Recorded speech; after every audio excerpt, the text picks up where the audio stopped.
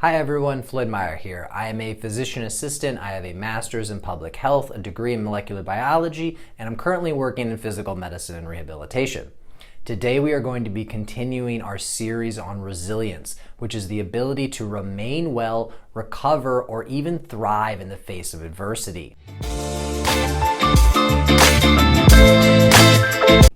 Now, more than ever, it is important to build a foundation of resilience so that you can positively adapt and rise above different types of adversity. And this adversity can come in the form of something physical, like needing to run away from a dangerous situation. It could be psychological or mental, like needing to adapt to some new type of social unrest or social structure. Or, as we have recently seen, it could be immunological, meaning your body needs to be able to adapt to and fend off a novel viral infection. The key to being resilient is consistency. In order to have physical resilience, you need to be consistent with your lifestyle choices. Consistent action is going to be how you build the foundation of resilience. So let's imagine a situation where you would need to be physically resilient. So meaning that you would need to quickly adapt to and overcome some type of physically stressful event. So let's imagine that you are walking in a city with a child, and this could be your own child, maybe it's a niece or a nephew, and say a fight breaks out in front of you, and maybe even someone pulls out some type of a weapon. You need to, in that moment, be able to run away from that situation. And depending on how old this child is, you might need to physically pick them up and carry them and run away from the situation to get somewhere safe. And you can imagine that if you only exercised one time 3 months ago, you're probably not going to be able to be physically able to do that, to handle that increased demand. And even if you were consistent for a period of time, say you were good and you were exercising consistently, but then you stopped for the last 3 to 5 years, and now this is when this event is occurring, you can imagine you probably will not be physically able to handle this increased demand, especially without getting some type of injury because of it. Now, we never know when difficulty is going to arise, but we can be confident that it is going to happen at some point. And because of this, we need to remain resilient to these different types of situations. To be consistent, you need to form good habits. And most people think of forming a habit around the time of the new year, and people are making New Year's resolutions, but you can form a good new habit at any point in the year. Now, habit transformation is obviously a difficult and confusing thing. Otherwise, we would all have just a bunch of really good habits and we would have no bad habits. But just because something is difficult or maybe even a little confusing, that doesn't mean that it's impossible.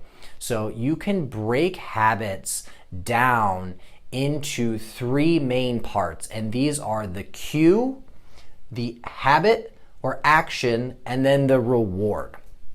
And let's go through a couple of simple examples to make this very clear. So let's say that someone has a good habit already built. Say that they are very good at drinking a glass of water as soon as they wake up. So this person wakes up, they go downstairs, they go into their kitchen, and then sitting there right there on the counter is a glass. And so this is going to be the cue in their environment. And then the person is going to take that glass, they're going to fill it up with water, and they're going to actually drink the water, which is going to be the habit or the action. And then the reward that this person gets is going to be that feeling of relieving the dry throat that most people have when they wake up in the morning. And so this would be a good example of someone having a good habit and having the cue in their environment, acting out the habit, and then getting some type of a reward. Now we can look at a bad example, and it's going to be made of the same parts.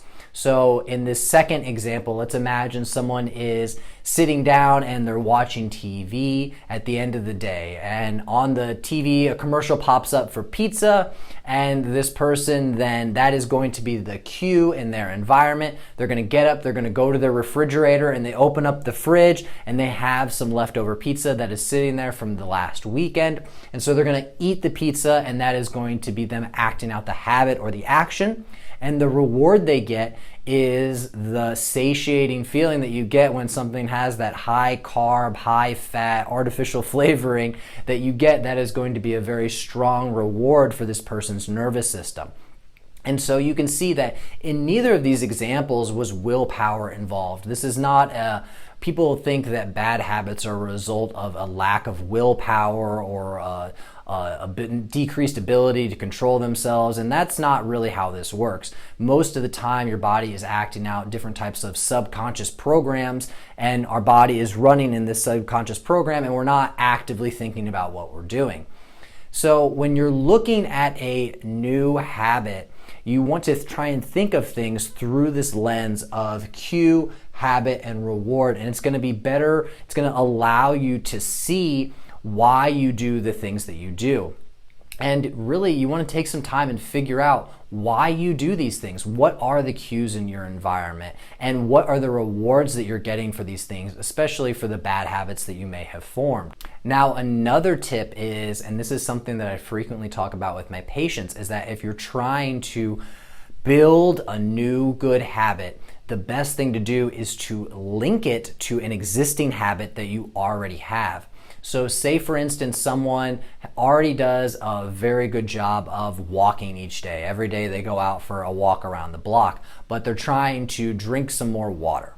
So a really good way, instead of trying to just randomly drink water throughout the day, is to link these two habits together. So when this person goes, they puts on their shoes to go outside to go for a walk, they are going to also then go and drink a glass of water right before they go. And this is going to make it much easier for this person to build this new habit, because there must already be a solidified cue, habit, and reward system in place, making this person go on their daily walks, and they can link this new habit to that existing framework.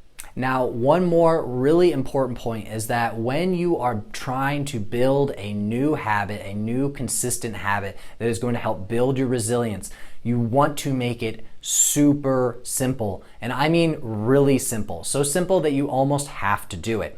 So thinking about the previous example where we have the person that is trying to drink some more water, you could easily say, oh, I'm going to try and start drinking 8-ounce glasses a day. Well, that's way too much for most people, and likely you're not going to form a new, consistent, sustainable habit based off of that. And even, you might even think, oh, well, then maybe I'll just drink 1 glass of water. Well, maybe even that is too much. Again, you want to make this so simple that you almost have to do it. So in that example above, when this person is going to go out on their walk, they've linked it to that existing habit that they have. When they get their shoes on, all they're going to do is just take 1 sip of water, and that's it, just 1 sip of water. And so you've made it so easy that you would feel silly not acting out this habit. And by doing this, you're removing all of the obstacles, all of the barriers. You don't even need to have a glass to take a single sip of water. You can just go to the faucet and take a sip. So even if you are not in an ideal environment, you can still build this habit. Then over time, maybe you do this for a couple of weeks, maybe even a month of just taking a sip of water, you can slowly start to increase the amount of water you're drinking.